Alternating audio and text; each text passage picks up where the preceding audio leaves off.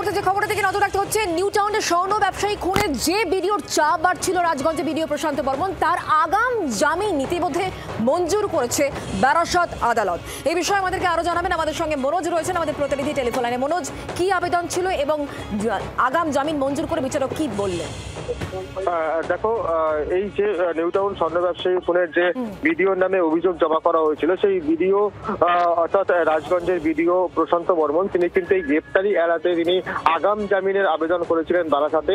আজ তার ট্রায়াল ছিল এবং এই আগাম জামিন কিন্তু মঞ্জুর করেছে বারাসাত আদালত। অর্থাৎ এই স্বর্ণ ব্যবসায়ী খুনে যে অপরপক্ষের উকিল ছিল, তিনি কিন্তু জোরদার সওয়াল করার সত্ত্বেও আজ কিন্তু তিনি বারাসাত আদালত থেকে আগাম জামিনের যে মঞ্জুর করেছিলেন, সেই জামিন কিন্তু মঞ্জুর করা হয়েছে, এমনটাই জানা যাচ্ছে।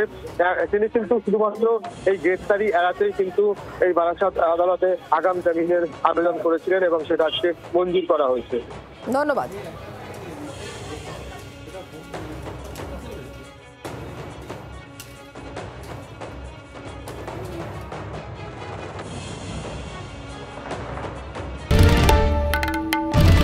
বাংলার আওয়াজ, বাঙালির আবেগ, জি 24 ঘন্টা।